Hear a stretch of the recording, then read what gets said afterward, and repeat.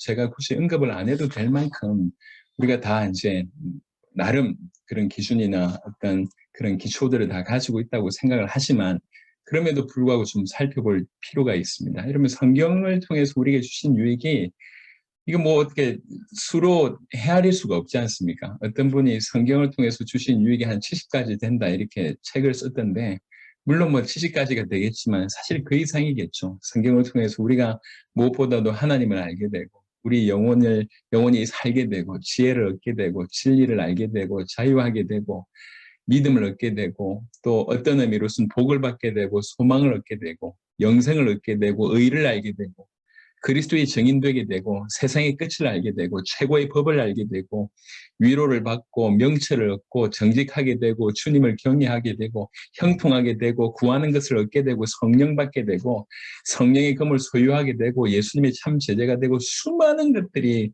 성경을 통해서 주어진 유익이라고 생각을 합니다. 그 중에 성경 구절 몇 구절 통해서 조금 정리를 좀 해보면 먼저 이제 마태복음 5장 18절에 진실로 너에게 이르노니 천지가 없어지기 전에는 율법의 1.1획도 결코 없어지지 아니하고 다 이루리라. 성경에 이제 예를 들면 여호와께서 가라사대 너희 하나님이 이렇게 너희 하나님의 말씀이 아니면 주의 신이 내게 임하여 이런 식의 성경의 근원이 하나님이신 그런 표현이 구약 성경에도 3,800번이 언급됩니다. 그러니까 모든 성경의 근원, 기원이 하나님이심을 성경 자체가 얘기하고 있습니다. 그 성경, 하나님의 말씀은 절대로 없어지지 아니하고 다 이룹니다. 말씀 주시고 성취하시고 이게 하나님의 역사였습니다. 그래서 1.1획이라도 결코 없어지지 아니하고 다 이룬다. 이게 성경의 특징입니다.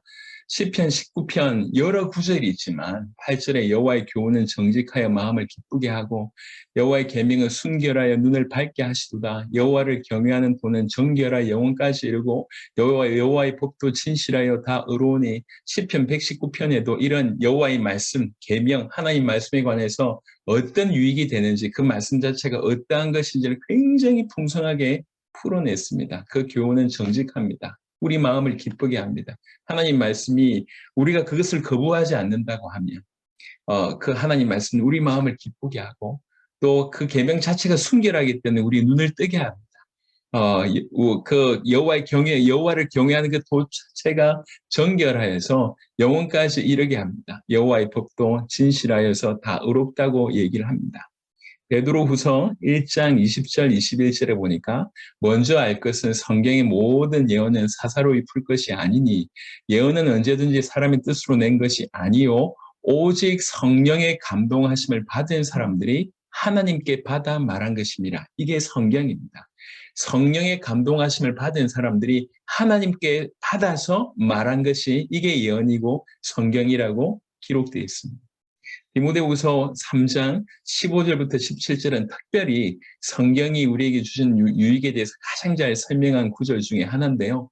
또 어려서부터 성경을 알았나니 성경은 능히 너로 하여금 그리스도 예수 안에 있는 믿음으로 말미암아 구원에 이르는 지혜가 있게 하느니라. 구원에 이르는 지혜, 무엇보다도 그리스도 예수 안에 있는 믿음으로 말미암아 구원에 이르는 지혜를 주는 것이 성경입니다. 그리고 모든 성경은 하나님의 감동으로 된 것으로 교훈과 책망과 바르게 함과 의로 교육하기에 유익하니 그러면서 하나님의 이는 하나님의 사람으로 온전하게 하며 우리 각각 하나님의 사람으로 온전하게 하며 또 모든 선한 일을 행할 능력을 갖추게 하는 것이 성경입니다. 이 디모데후서 3장 15절부터 17절에 이것만 가지고도 성경이 우리에게 주시는 유익이 하나님 말씀이 우리에게 주신 유익이 너무나 풍성함을 보게 되죠. 자, 베드로전서 1장 23절에 너희가 거듭난 것은 썩어질 씨로 된 것이 아니요 썩지 아니할 씨로 된 것이니 살아있고 항상 있는 하나님의 말씀으로 되었느니라. 하나님의 말씀은 살아있습니다. 또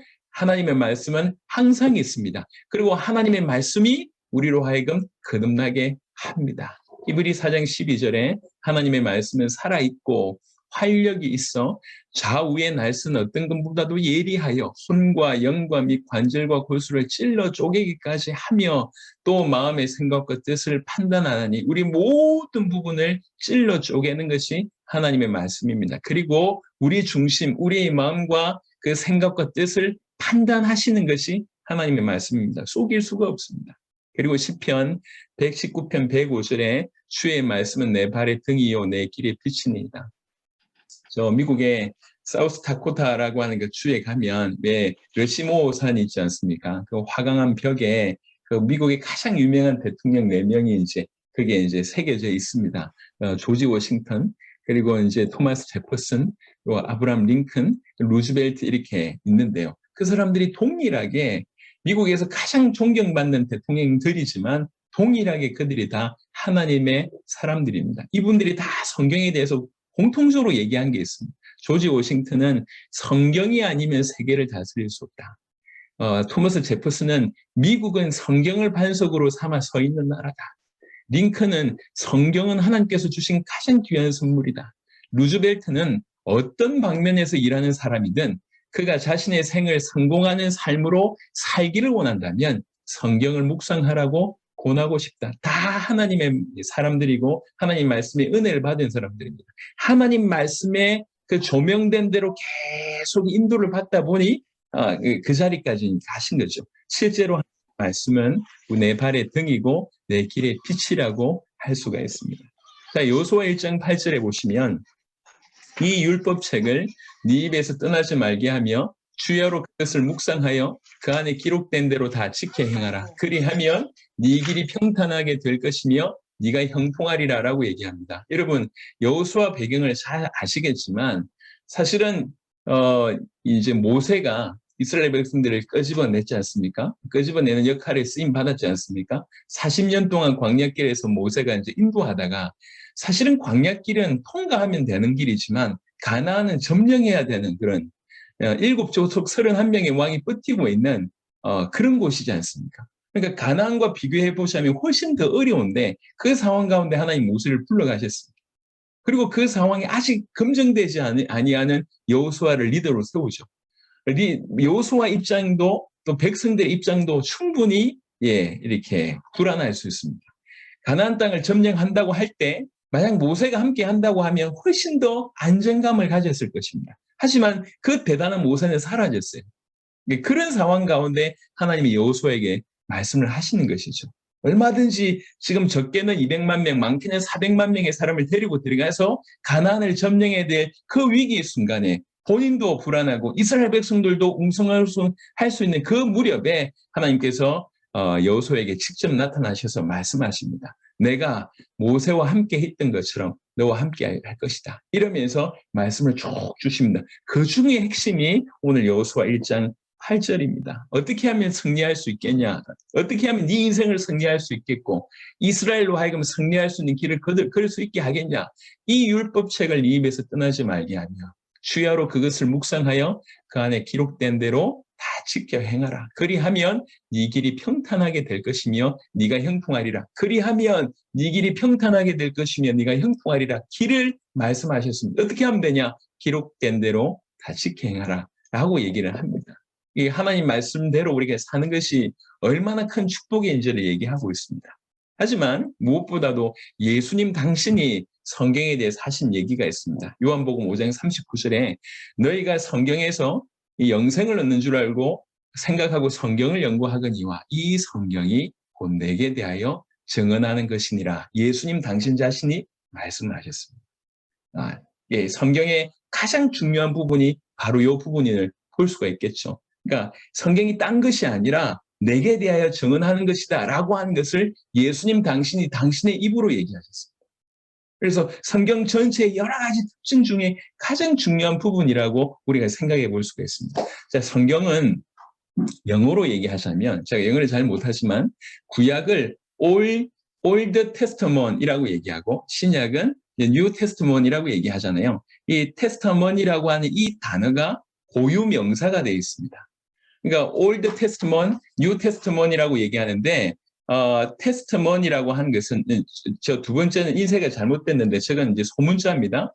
저거 의미는 원래 정언 또는 유언이라고 하는 것인데 이게 대문자가 돼서 테스트머니 되면 약속이 적힌 증명서라고 하는 뜻입니다. 저 뜻이. 그러니까 구약은 옛날의 약속이 적힌 증명서, 신약은 새로운 약속이 적힌 증명서라고 하는 것이 그 단어의 뜻입니다. 즉 성경은 메시아라고 하는 그 약속, 그리스도라고 하는 그 약속이 적힌 증명서다. 이게 성경이라고 하는 그 단어의 이제 단어적인 의미라고 보는 것이죠. 자, 성경의 궁극적인 목적은 요한복음 5장 39절과 연결해서 보면 요한복음 20장 31절입니다. 아까도 말씀드렸지만 오직 이것을 기록함은 이 성경, 이것은 첫 번째로 요한복음의 기록 목적이기도 하지만 요한복음 5장 39절에 예수님께서 말씀하신 바 그 성경은 실제로 구약 성경과 전체 성경을 언급하기 때문에 그 성경이 나에 대한 기록이다, 나에 대하여 증언하는 것이다 라고 하는 것을 염두에 두고 20장 31절을 보신다고 하면 이것은 단순히 요한복음의 기록의 목적뿐만 아니라 성경의 기록의 목적이라고 하는 것이죠. 너희로 예수께서 하나님의 아들 그리스도이심을 믿게 하려 하며 또 너희로 믿고 그 이름을 힘입어 생명을 얻게 하려 함이니라. 말씀드렸습니다. 후반부는 따라오는 결과라고 얘기할 수 있습니다. 너희로 그 이름을 믿고 그 이름을 힘입어 생명을 얻게 하는 것은 따라오는 것입니다. 믿게 하기 위해서 성경은 기록됐어요. 무언가를 믿게 하기 위해서. 오직 이것을 기록하면 믿게 하려 합니다. 뭘 믿게 하는 것이냐? 예수께서 하나님의 아들 그리스도라고 하는 이 사실, 요거 믿게 하려 하는 것이다. 이렇게 믿으면 생명을 얻게 되기 때문에 그렇습니다. 하나님이 우리에게 성경을 주신 가장 중차대한 목적은 우리의 구원을 위한 것입니다. 그 구원의 방법이 오직 메시아를 통해서 구원하시겠다는 것이죠. 누가 메시아입니까? 그것이 성경이 전가하는 바입니다. 예수님이 메시아라고 하는 것이죠. 예수님이 하나님의 아들 메시아다. 그것을 믿게 하는 것이 성경 기록의 목적이고 그렇게 믿어야지 원래 의도했던 바 우리에게 영생, 즉 구원이 주어지기 때문에 그렇다는 것입니다. 그래서 성경에 다양한 특징들이 있습니다. 이 하나님 말씀을 통해서 우리에게 주어진 유익은 이로 다 말할 수가 없습니다. 하지만 우리가 무엇보다도 길을 쫑긋 열고 들어야 될 것은 예수님이 성경을 가지고 뭐라고 얘기하셨는가? 이게 좀 중요한 거 아닙니까? 성경은 당신에 대한 증언이라고 얘기했습니다. 그리고 요한복음 20장 31절에 결론 내기를 이것을 기록함은 예수께서 하나님의 아들 그리스도라고 한 이 사실 그것 믿게 하기 위함이라 얘기하셨고 그래서 그렇게 믿으면 생명을 얻게 된다고 얘기합니다. 우리가 이 부분을 성경의 특징 중에 가장 중요한 이 부분을 기억하셔야 됩니다. 그래서 테스트만이라고 얘기할 때 이 부분의 의미들을 좀 잘 깨달으시길 바랍니다.